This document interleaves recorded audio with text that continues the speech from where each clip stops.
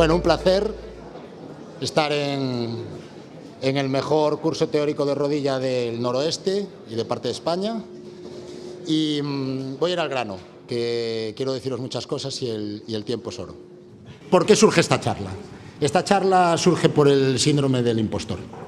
Yo me veía en cursos y congresos diciendo no, hay que adaptar las lesiones de la reparación del ligamento cruzado anterior a la idiosincrasia del paciente, al deporte del paciente, a su actividad, a su puesto en el campo. Y después llegaba a casa y decía, pero yo hago esto. Y no lo tenía muy claro, ¿no?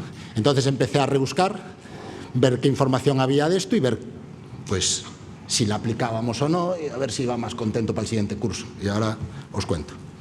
Entonces, el 50%, un poquito más, de todas las fichas, de todas las licencias federativas en España, son de los deportes tipo 1 y 2 de Cincinnati, es decir, los de más riesgo de lesión de ligamento cruzado. Y eso junta muchos deportes. Entonces, vamos a intentar, como iniciación para lo que vamos a hablar después, agruparlos en 3 tipos de patrones lesionales del cruzado que muchas veces se superponen, ¿no? Tenemos el patrón COD, de Change of Direction, el cambio de dirección, que es el pivotaje y el recorte.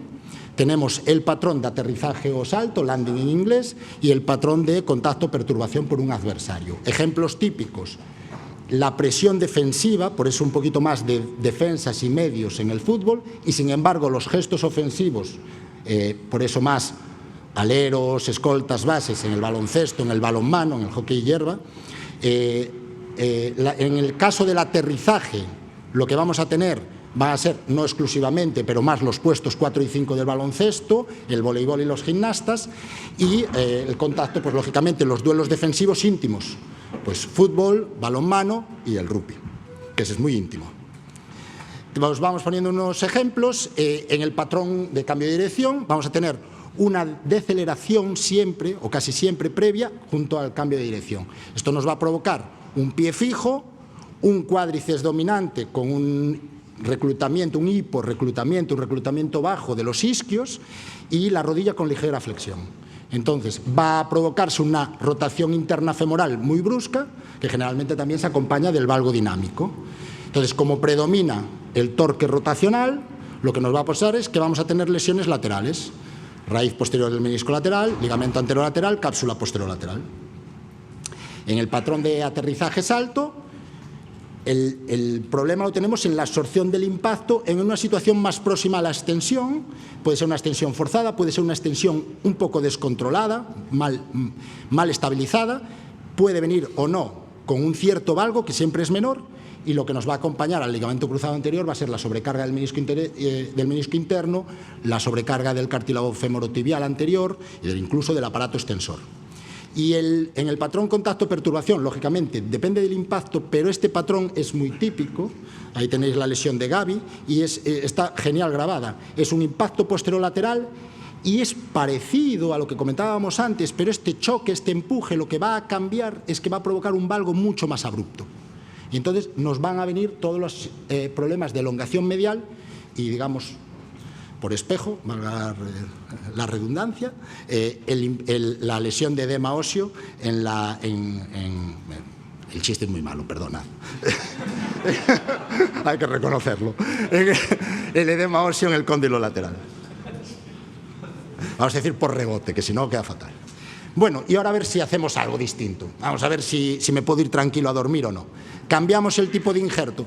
Pues sí que vamos cambiándolo, ¿no? En los deportes o en los lesionados con un claro componente rotacional, de pivotaje, tendemos a escoger injertos más rígidos, ¿no? El gol estándar es el HTH de tendón rotuliano. Una opción perfectamente válida es las partes blandas, cuadricipital y isquiotibiales, pero con el MAS, con un procedimiento de reconstrucción anterolateral. Si no, las tasas de recidiva ya no son tan justificables en este tipo de deportes. Muchos equipos por el mundo, en Barcelona, en el Instituto Cugat, en Cincinnati, están mirando ahora, comparando para esos pacientes de muy alto riesgo, BTB, HTH, frente a HTH con reconstrucción anterolateral, ¿no? Lo digo con un gesto de extraarticular lateral. y hay dudas de si es realmente necesario o si es eficiente hacerlo, ¿no? En el caso del aterrizaje y salto, queramos que no, ya nos vamos preocupando más por el riesgo del dolor anterior, aunque los defensores del HTH te dicen que no lo tiene. La condropatía femoropatelar, entonces priorizamos normalmente cuádriceps o isquiotibiales, especialmente isquiotibiales. ¿Cambiamos el ángulo de fijación de la aplastia? Pues también vamos cambiándolo. Es un gesto que muchas veces lo hacemos un poco inconsciente, pero sí que pasa. ¿Dónde queremos? En los de cambio de dirección, ¿qué queremos? Queremos la máxima estabilidad en el momento donde el torque rotacional es mayor, a los 20-30 grados. Sabemos que fijarlo en extensión, sobre todo en extensión completa, nos va a dejar más pivot shift residual. En cambio, en los de landing, buscamos como un término medio. No queremos esa extensión completa donde a veces estudios biomecánicos, que no tiene por qué tener una correlación clínica exacta, nos dice que puede haber un peor control rotacional, pero lo que queremos sobre todo es que en el momento de aterrizaje, en ese gesto más próximo a la extensión de 10-15 grados, tengamos la máxima estabilidad. Pretensionamos distinto el injerto. Pues sabéis que el rango normal de pretensionado vienen recomendándose de 20 newtons a 90 newtons. Eso es un rango muy largo, de poner 2 kilos a 9 kilos. Podemos adaptarlo y sí que hacemos muchos de nosotros gestos específicos del deporte, ¿no? Cuando tenemos esos casos de pivotaje, recorte, que demos una estructura un poco rígida, que nos dé menor pivot shift residual, menos dependencia, o sea, más función del injerto en sí. Entonces hacemos un pretensionado alto, cerca de 80-90 newtons. En el aterrizaje salto lo que se busca es que no haya una sobrecarga de la parte anterior de la rodilla. Entonces se puede hacer un pretensionado más convencional, que es el que muchas veces hacemos para todos, que es de 40-60 newtons. Acabáis de ver que he dejado lo de contacto-perturbación aparte. Bueno, es que le quería dedicar una diapositiva con su idiosincrasia. No, depende del caso, ¿no? Pero en muchos casos vamos a hablar de la inestabilidad rotacional anteromedial, el ANRI, que lo veréis de moda, estos temas que se ponen de moda y de repente un año los ves en todos los cursos, ¿no? En estas lesiones el componente anteromedial puede ser más importante.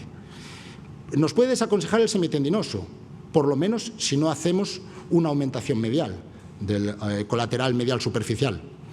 Y hay varias plastias descritas recientemente, hay varios defensores, la escuela de Sonner y Cotel, la escuela de Laprat, pero hay varias, 4 o 5 plastias anteromediales y hay mucha gente que en estos casos empieza a recomendar la plastia anteromedial frente a la anterolateral. Y intentamos en estos casos evitar la reconstrucción centrada en la huella del posterolateral. Buscamos un posicionamiento más neutro para no comprometer el control anteromedial. Hacemos gestos sport specific o specific sport. Vale, superficies de alta fricción. Incide lo mismo, lo que nos va a hacer es bloquear más y provocar más rotación. Entonces, injertos más rígidos, mayor pretensionado, mayor indicación de procedimientos extraarticulares y menor tendencia a PL dominante.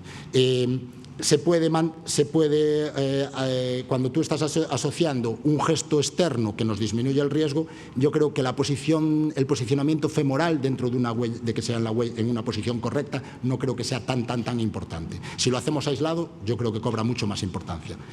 Balonmano, las instalaciones tendrían que tener unos limpiadores específicos porque están usando la resina. Nosotros tenemos equipos de fútbol sala que van a jugar a donde están los de balonmano. Para mí eso es una contraindicación, que se metan el riesgo ellos solos, pero no los otros. Hierba artificial, primera, segunda generación, bueno, horrible, y sobre todo si la llevamos con unas botas de FG, de las de hierba natural. ¿Hacemos alguna adaptación más del deporte? Pues yo creo que sí. Extremos, especialmente en el fútbol, corredores velocistas, sabemos que van a necesitar el bíceps femoral, que encima es el músculo con mayor tasa de lesión en el deporte profesional.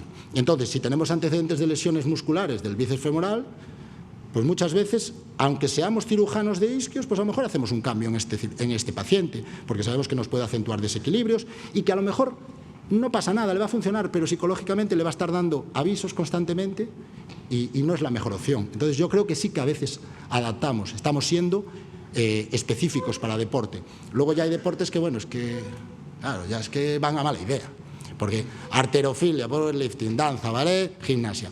Flexión profunda, salto, control excéntrico máximo, amplitud articular máxima. Claro, yo cómo voy a ponerle un autoinjerto si alguna de esas cosas le voy a... Sigue siendo, hay que ser realistas. Como recomendación general, al final, las cifras de recaída y tal, nos mantienen como indicación principal el autoinjerto, pero ya entra en la discusión, habrá que hablar con ese paciente sobre el aloinjerto. Y puede ser una opción perfectamente razonable. Y por último, 2 diapositivas del Return to Sport. Nos lo cambia también y nos lo ha cambiado, que lo estamos alargando. En estos casos, que son muchos de los que tenemos en la práctica, de los de pivotaje recorte,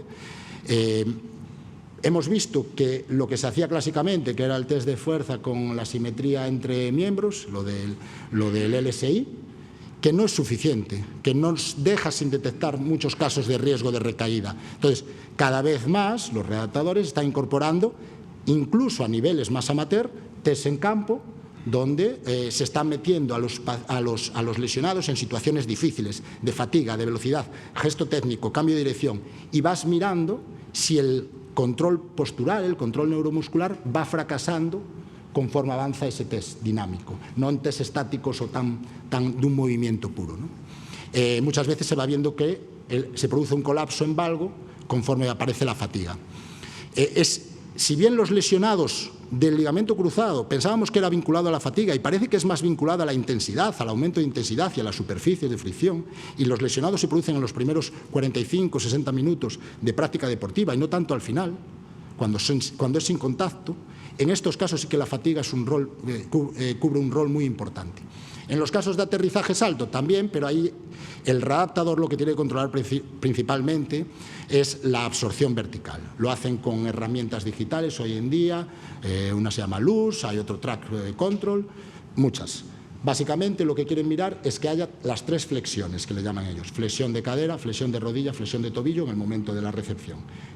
Es una cosa que si alguno de vosotros da consejos a equipos para los ejercicios preventivos, vigilar que no solo es caer bien, sino también caer amortiguando. Si no podemos prevenir la de pivotaje, pero no la de landing. Lo mismo, se mira el valgus drift, que es como va dando, le metes a saltos repetidos y te va generando el valgo que lo controlaba al principio, ahora ya no lo controla. Y en los jóvenes, en los adolescentes, pues ya veis, incluso en deportistas de élite, nos vamos al año o más. Son situaciones especialmente desgraciadas, pero yo creo que ahora todo el mundo está concienciado. Y ponemos el énfasis en la calidad de movimiento y en el control de fatiga, lo que os hablábamos. Test de resiliencia. Va a hacer una arrancada, tocar el balón, hacer un giro de dirección, hacer un salto monopodal, volver. Hay muchos descritos, pero lo que hacen es combinar distintos gestos y provocarles fallos si realmente no controlan perfecto. Y nada más, así que sí que somos un poquito específicos y no somos tan impostores. O sea que enhorabuena. Muchas gracias.